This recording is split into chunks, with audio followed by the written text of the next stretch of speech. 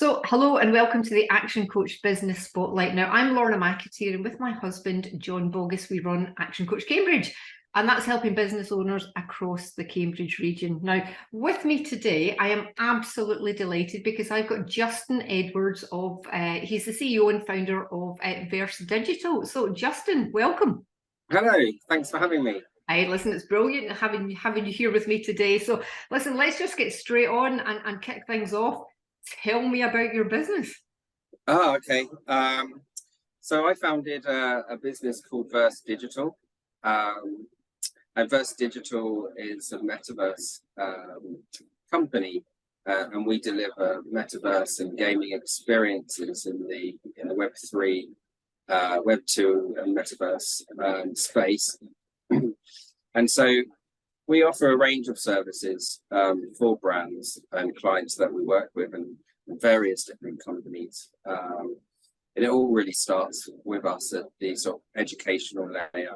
And so, we consult in terms of educating companies in what's happening in Web3 and, why is Web3 important to brands in this sort of market era of new technology and such like, and so we do quite a lot of education, and further from that we also work with our clients and brands and companies to help them formulate like a longer term strategy for their presence in the metaverse space, and so we really work with them to understand what are their goals and objectives in entering this space, and then we can pull together a nice long proposal that covers what their activations and experiences could look like in the metaverse space for them.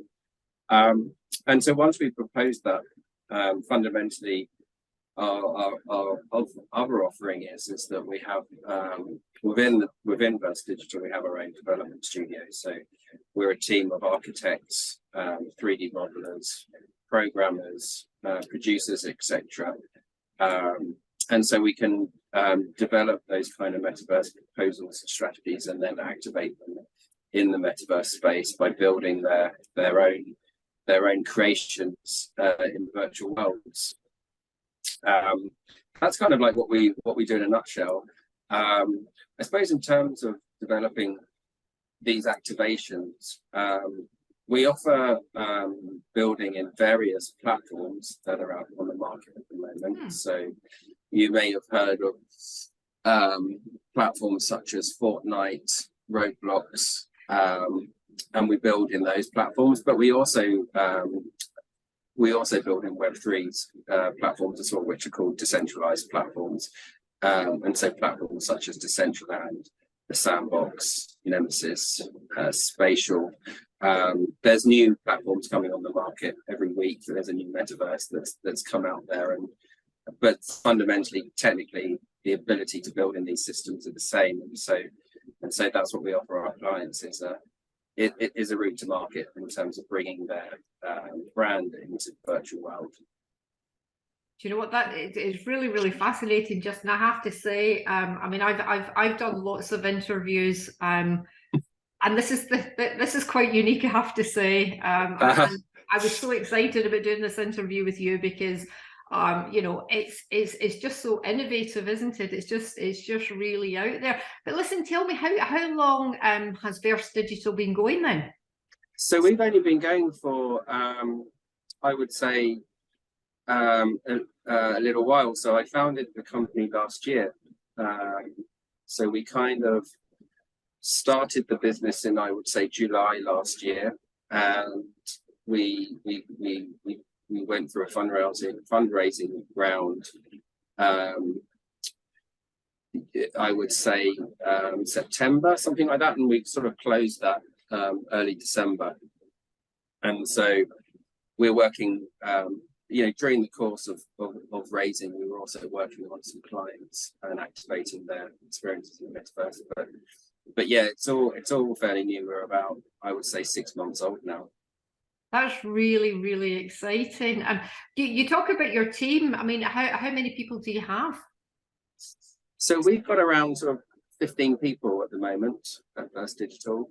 And as I say, that's kind of like a makeup of Web3 consultants, producers, and sort of account managers, if you like, producers, account managers. But then fundamentally, it's the actual team that are making the actual virtual experiences. So the modelers, the programmers, and the architects and such like. Okay, so listen, I have to ask, Justin, how did you end up here? How did you get into this? Yeah, I mean, I guess like it all really started, I suppose. It wasn't really I was never really planned, but when I think back about how I might have got here, I could say, as a boy growing up in Cambridge, I was very interested in the games industry. There wasn't really much of an industry then, obviously. Like when I was 8, I started by writing games from magazines and such like in basic programming languages, predominantly with my father. I spent a lot of time with him doing this. I was lucky enough that he was a mathematician at Cambridge University, so he kind of helped me with the programming side as a kid, and we were developing basic games on my ZX81, which was a computer built by Clive Sinclair back in the late 80s, and it was in the days of Sinclair and Acorn. So that's kind of like how I got involved in a passion, I would say, for the games industry. And I'd say, like, fast forward 10 years, 18 years, I kind of got involved in the games industry. I had a break between sort of university where I was doing other sort of technical projects and such like, but I managed to get myself into the games industry. I was quite late to that. I'd say I was about 28 when I started my games career. And that started in Cambridge as well, actually. So I ran operations and production at Jagex, which was one of the largest kind of developers in the UK in the games industry. And so I worked on RuneScape for a long time from it being a startup. I was there for about 12 years. And then I also, post then, I moved to work for another large games company in the UK in Nottingham called Rockwood Publishing.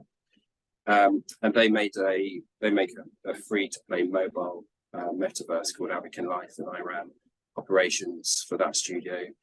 And then I got kind of involved in Web3, and the blockchain technology was really interesting. Yeah. And I was the chief operations officer at a company called Decentraland, which is kind of a pioneer in the metaverse space, blockchain metaverse space. They're actually based predominantly in Buenos Aires in Argentina, and then have people all around the world. It's a sort of decentralized workforce as well as the platform. And that's really where I came to be where I am today and starting Verse Digital, which is kind of like focusing on the virtual worlds. You know, that's really interesting. When you say Buenos Aires there, I thought, well, that's a bit of a step from Cambridge and Nottingham, isn't it? Yeah, it is a bit, but like, yeah, you tend to in the video games industry, when it's, as it sort of picked up and got quite big, even at Jagex, we were bought by a Chinese company, so I was out in China most of the time with the board there. They're now owned by an American company. Lockwood, we had investment from China as well with a company called Tencent. So yeah, you do end up traveling a lot, which is a lot of fun as well. Yeah, absolutely. Yeah. I have to ask, Justin, so thinking back to your 8-year-old self and your interest and passion sort of in gaming, would you ever have thought that this is what you would end up doing ultimately? I don't know, really. Like, I never really thought about it at the time. It was more like a hobby, I suppose. And so I did do computer science at university. I went to London, and I decided it was time to leave Cambridge at that point.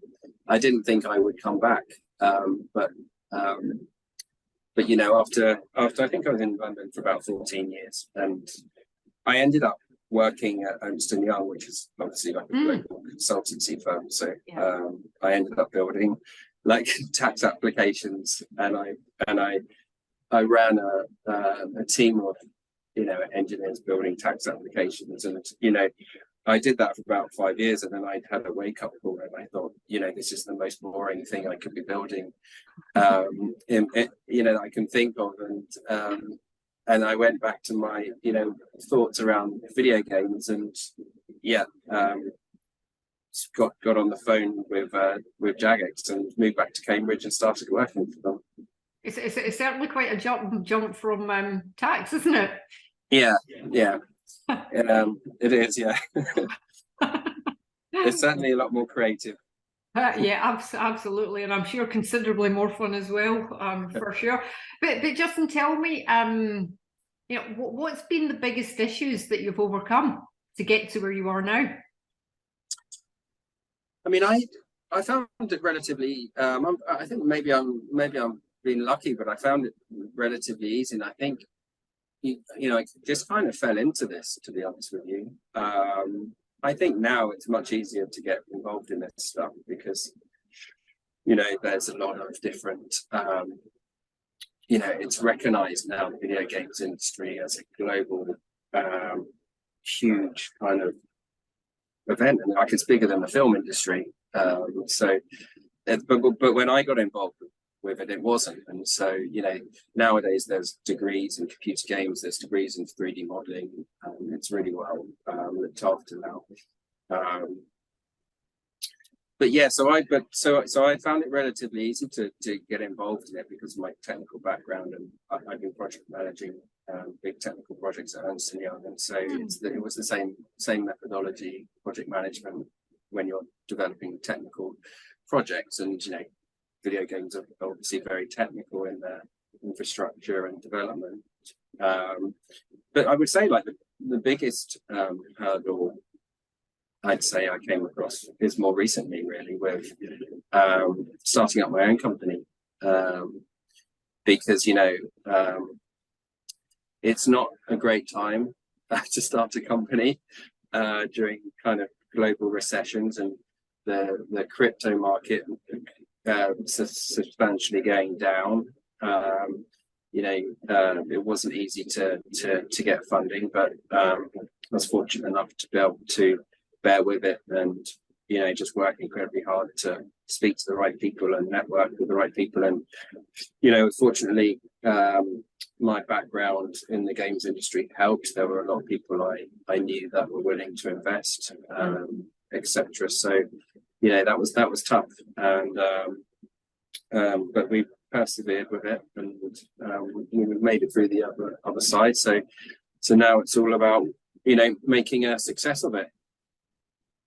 You know, that's really interesting, and I think you know, you've hit the nail on the head. You know, when you're passionate about something, it becomes so much easier, and people buy into your passion as well. And you know, I can almost feel the excitement from you. I mean, you smile when you talk about it, and when you were talking about, you know, the things that you did with your dad as a child, and you know, you can really feel the passion. But sort of on reflection then, Justin, you know, what would you say the biggest learnings in business so far and in life? Oh, I'd say I think like one of the things I learned, one of the biggest things I learned during my career was really around the ability to listen to the staff and really involve them at the top layer, without this big kind of hierarchy structure. I think really involving your staff and giving them an environment where they feel they can be heard and they can contribute to the company strategy.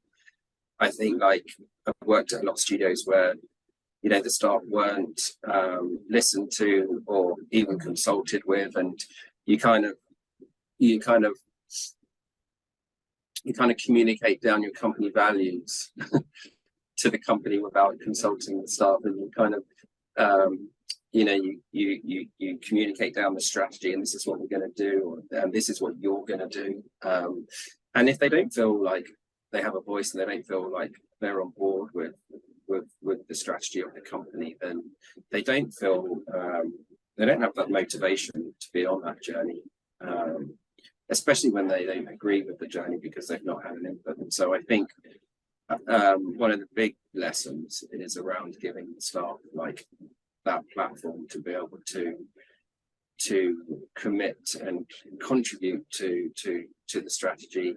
Like, it's super motivating if everybody's on the same wavelength and on the same journey together, if you like. And so I think that's something that I learned at some companies I've worked at. I won't say which ones, but I think we've all got one or two up our sleeves that we could mention.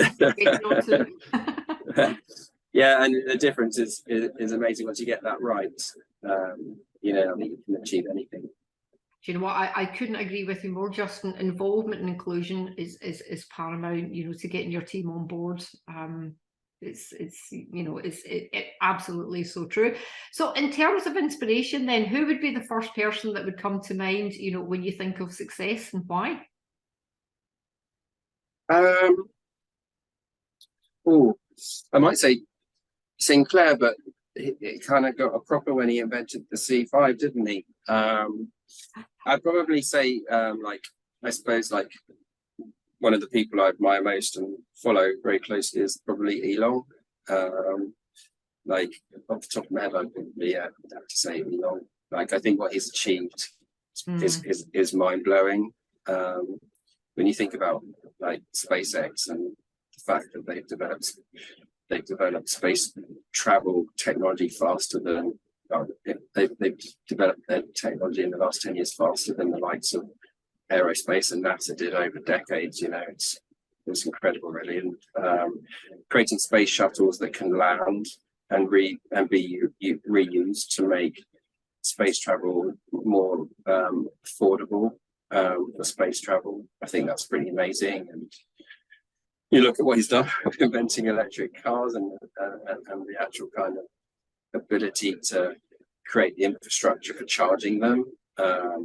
It's just pretty mind-blowing, isn't it, what he's achieved? And I think, like, even more recently, just in the last couple of months with his involvement in Twitter, and you know, he's operating that company with half the staff that were there when he started, and it's still operating more effectively than it was before. And he's solved issues that they had around moderation of Twitter, which we do a lot in the video games industry. We have to do moderation a lot, and I think seeing him solve the problem of moderation on Twitter within his first 2 weeks is pretty amazing. Yeah.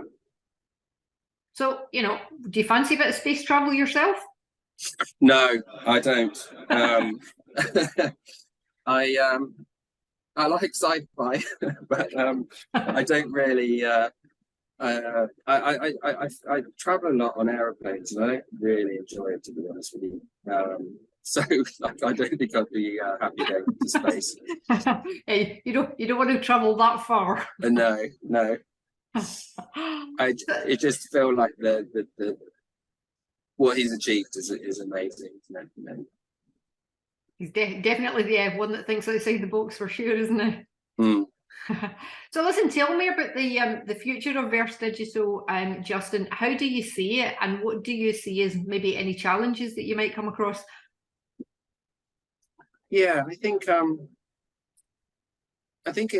in our world of technology, which is around sort of virtual worlds and Web3 and blockchain, metaverses, and these kind of spatial worlds, it's all moving very fast, and the technology is always evolving. As I mentioned, there's a new metaverse that kind of crops up each day, and there was a huge investment from VCs, obviously, like in the 2020, 21 and 22, and I think we're starting to see a lot of that coming to fruition now, and on the market.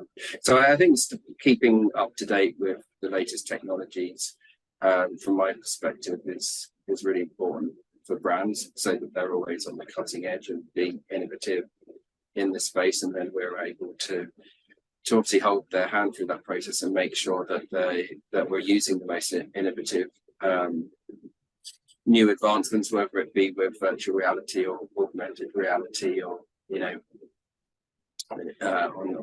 on cross platforms, on mobile and PC, etc. So yeah, I think keeping up to date with all the different technologies is something that's really important for us to do. Yeah, absolutely, because it's so fast moving, it's so fast paced, isn't it? Here's a question for you. So if you were to meet your 18-year-old self, what advice would you give yourself? That's a good question. Yeah, I'd say, by thinking back, I would say, like, if I could talk to myself again right now, I think I probably wasted quite a lot of my time. I mean, wasted is probably too strong a word for it, but if I think about like those 14 years in London where I was consulting at Ernst & Young and building tax applications, but also I was actually also moved away from that in London and was developing sort of web streaming platforms for video on demand TV services. Like, this is like slightly before iPlayer and Netflix came about.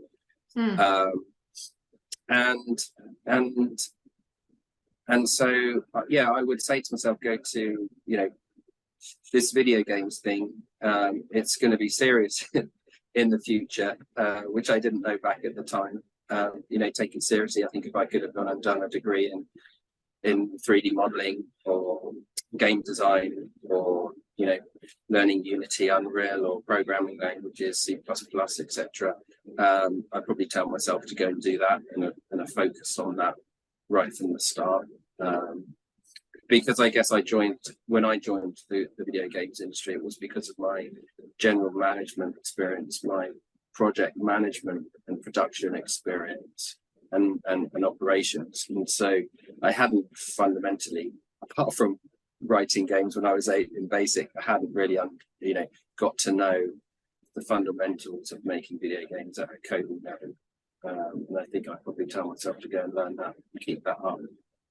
Oh, okay. I mean, if you think about you know, how it's just changed in such a short space of time. I mean, in my day it was Atari and Pac-Man, and, you know, I mean, who knew then that it was going to turn out sort of in, you know, sort of 20, 30 years time that this was where we were going to be. So no, I think it's so interesting.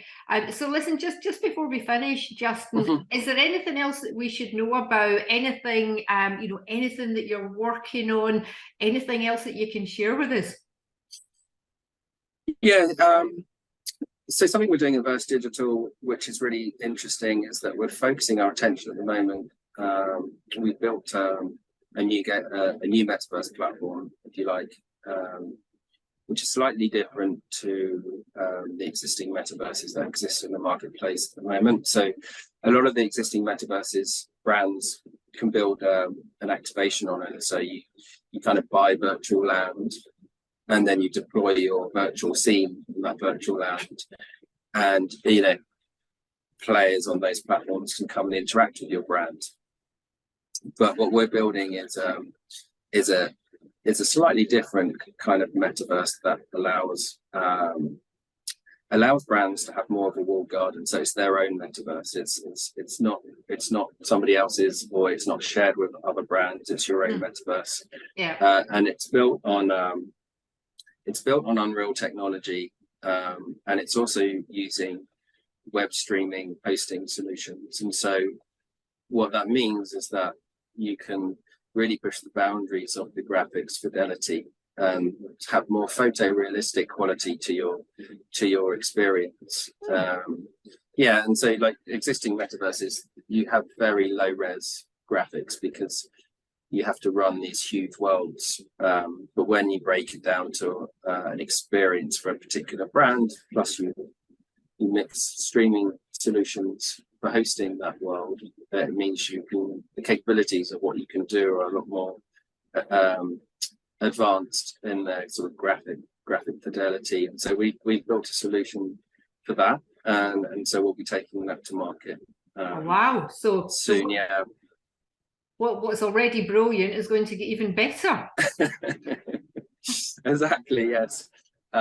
Yeah, I'll maybe I can share with you after the meeting, like some video clips of it and such, like of the sort of quality you can get from these experiences. It's much more life like, if you know what I mean. And so when we're working with clothing brands like you know, Ralph Lauren or Yves Saint Laurent or you know, Adidas or whoever, it means we can create these virtual e-commerce storefronts where you're walking into the e-commerce store, rather than, you know, just this kind of Web2 experience which you get in a browser, which is just a shopping cart. Like that's all going away with this technology. Gosh, it's not very surreal, isn't it? Yeah, I mean, you see in the data that, you know, people that spend, so if you compare a Web2 check basket to, you know, a Web3 spatial experience where you're actually walking around the store, trying on clothes, purchasing them, you're like 50%, you spend 50% more time in actually engaged in that brand and that product than just kind of like looking at pictures on a website. So it's definitely where it's going. You know, it's really, really fascinating. Just like, I cannot begin to tell you. It's like it's all new to me. It's like so intriguing. But getting back to that point where you said you're going to show me stuff afterwards, and I'm really keen to see it. But what if other people want to get in touch with you? What would be the best way for them to do that? Right now, like we are building our own headquarters in the metaverse at the moment, where you would be able to come and find us. But for now, I would say the best place to find us is just maybe on our website, which is www.versedigital.org, or connect with me on LinkedIn. You'll be able to find me there, and yeah, get in touch and we can have a chat about the future of the metaverse. You know what? That's absolutely amazing. Totally awesome. I was so excited about this interview with you today, because, you know, it's not your you know, the normal run of the mill kind of stuff. So like I say, I was really excited. It's been really fascinating. Thank you so much for your time, Justin. You're welcome. It really has been a totally unique pleasure. Oh, good. I'm glad you enjoyed it. Thanks very much. Okay. All right. Thanks for your time.